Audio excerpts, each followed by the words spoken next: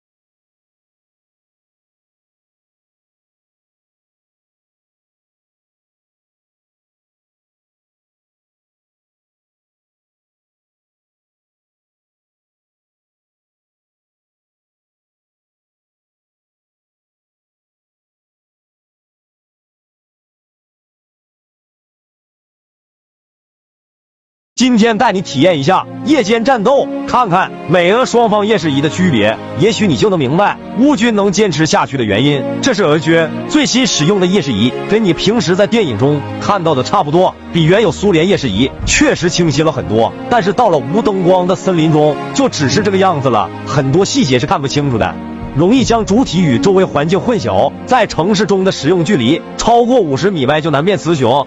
150米外基本人畜不分了。如果在巷战中只能解决有和无的问题，打一些没有夜视仪的军队。接下来看看美军的，意不意外？惊不惊喜？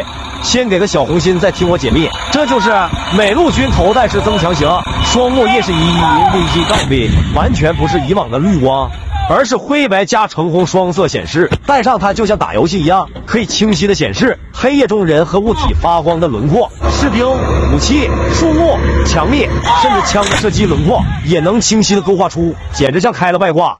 知道可以看多远吗？300米，整整远了150米。这个距离对方就是瞎子。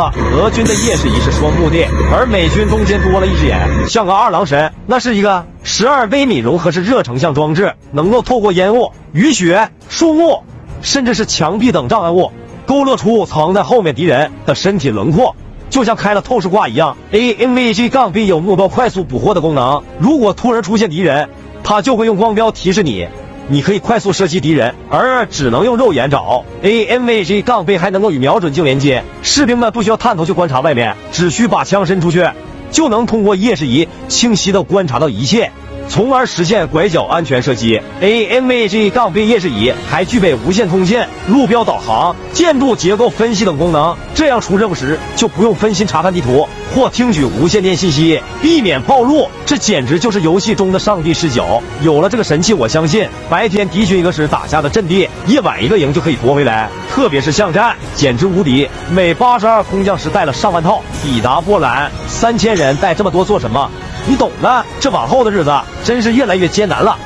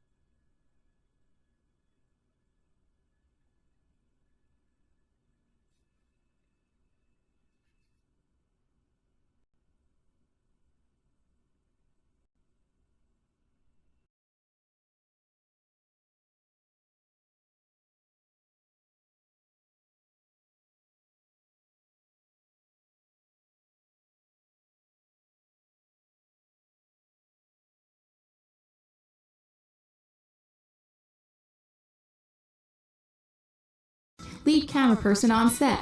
This camera here is one you're likely to see in any production studio you visit. The way this camera works is pretty simple. Light enters the camera through the lens, that light then hits the charge-coupled device and then converts the light information into an image. Now inside of the body of this camera there are actually 3 CCD sensors. There are 3 because to be able to process and redistribute color information, it has to measure light at 3 separate wavelengths. That's one for each primary color, red, green, and blue. So in order to do this, a prism block is used to separate the image being captured into the reds, the greens, and the blues. Because of how the prism is assembled, each of the 3 colors gets its own charge-coupled device. That means the CCD is able to devote all of its pixels to that particular color channel. An advantage to using CCD is the resolution. Even though a CCD sensor uses a lot of time and energy converting each pixel, it can hold a large amount across its surface. However, a downside to CCD is what's called the blooming or smearing effect. This happens when a light-gathering pixel exceeds its capacity to hold captured photons. That excess spills over into the adjacent pixels and can produce a spike of light in the image. There are other options when recording video. For instance, the cameras you use to record Snapchat videos on your cell phones uses a CMOS sensor. Though they record less resolution than a CCD, CMOS won't cause blooming or smearing. To get a better idea of what CMOS sensors are, meet Charles at the CMOS Institute. Hello, I'm Charles Moss from the CMOS Institute, and today I'll be talking about CMOS sensors. Let's get started. CMOS, which stands for Complementary Metal Oxide Semiconductor, is the sensor that can be found in most cell phones, web cameras, and DSLRs. Let's look at how these sensors work. First, light enters through the lens and is directed to the CMOS sensor. A primary color filter sits on top of the sensor that divides the light into red, green, and blue. The sensor converts the light into an electric signal, which is then in turn converted into a digital signal. This signal then carries and imprints images on whichever storage device is being used. CMOS sensors generally work faster than CCD sensors and require less power to operate. They are also cheaper to manufacture and more compact, making them ideal to include into consumer products. Another advantage of the CMOS sensor is that because they capture each pixel individually, they don't have the same blooming and smearing problem that CCDs have. One of the main drawbacks of using CMOS sensors is what's called the rolling shutter effect. They scan images the same way we read books, moving from left to right, line by line. This creates problems when trying to capture fast-moving subjects or panning the camera while shooting, as it can create a distorted and inaccurate representation of what is being captured.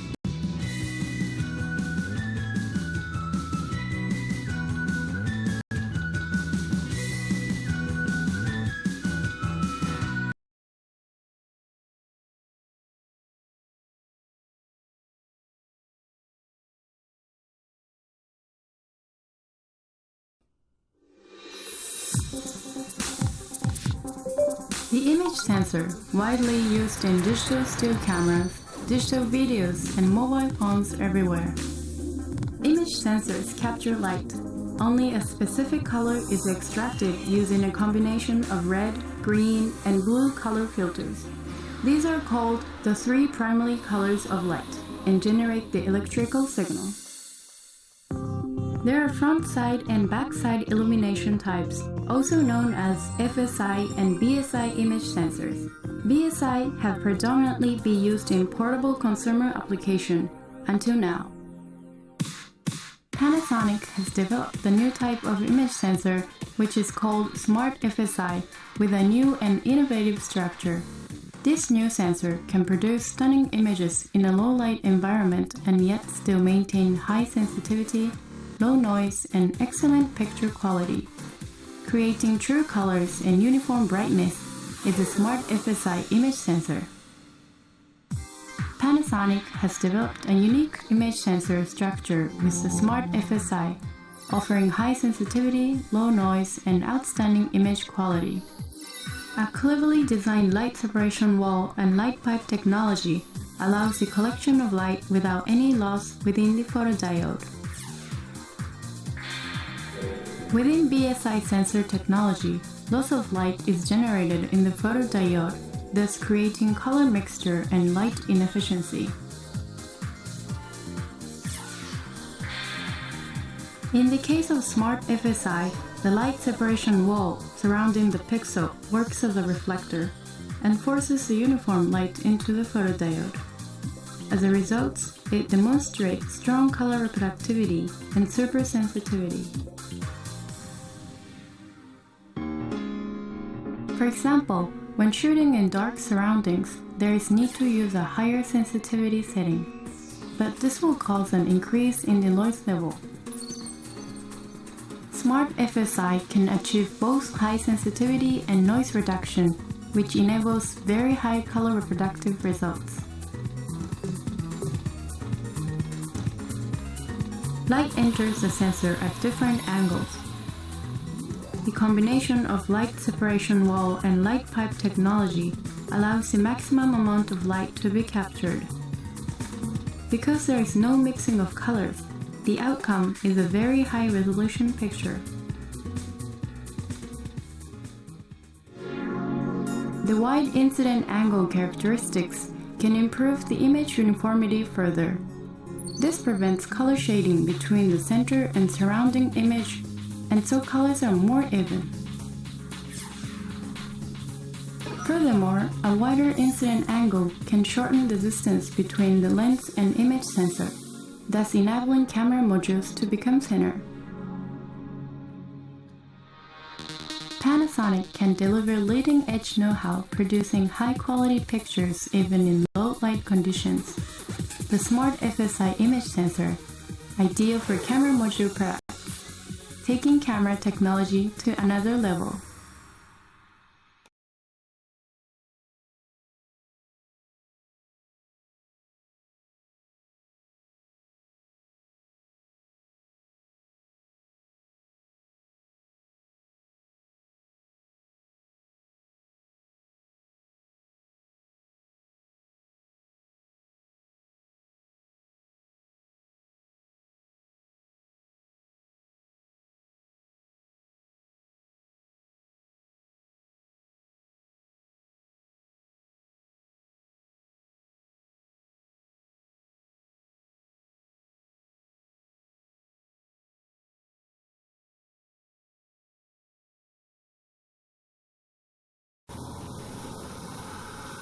This artifact usually appears in one of two forms.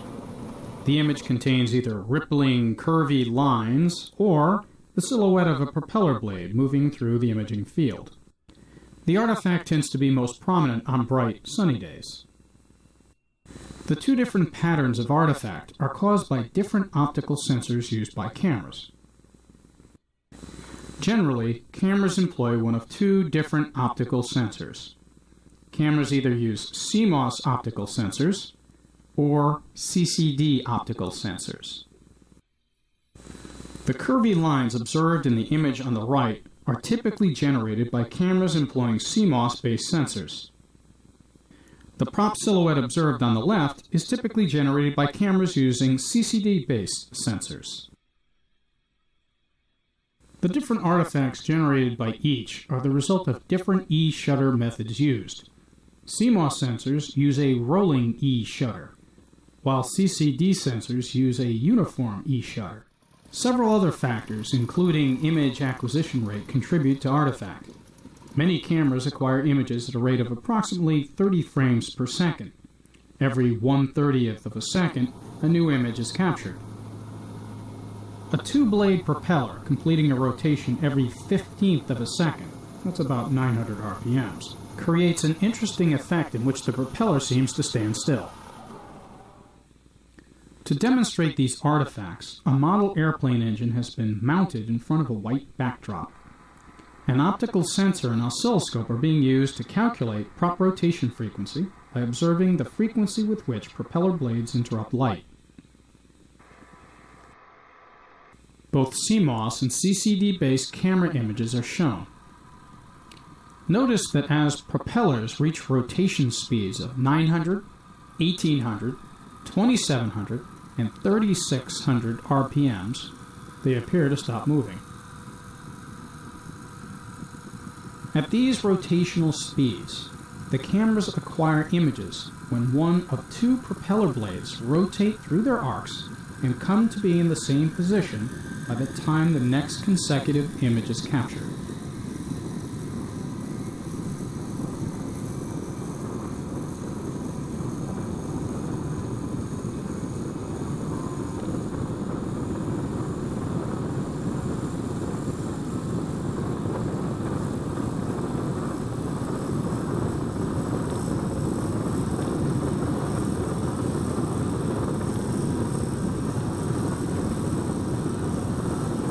The uniform E shutter used by CCD sensors essentially allows the optical matrix to register all picture elements in the frame concurrently. This accounts for the straight borders of the prop silhouette. The rolling E shutter of the CMOS-based camera does not allow for simultaneous acquisition of all picture elements. The CMOS-based camera used here acquires the image sequentially from top to bottom. This sequential or rolling acquisition accounts for the curvy outline of the propeller. A crude example is shown. As the propeller rotates, the image is acquired from top to bottom. As each section of the image is acquired, the prop is timed to advance. Each section of the prop is therefore registered in a different location during the acquisition of a frame. This accounts for the curvy outline of the prop shadow. It's possible to soften artifact generated by both CCD and CMOS sensors by reducing E shutter speed. By reducing the E shutter speed, the propeller shadows in each case is converted to a soft blur. Here's an example. The CCD camera on the left has an E shutter speed of 1/2000th of a second. The right, 1/100th of a second. Most point-and-shoot cameras will do this automatically as the field you're trying to image becomes darker. This accounts for the reduction in artifact prominence on overcast days. Here, the same effect is being achieved with a CMOS-based camera by reducing light intensity.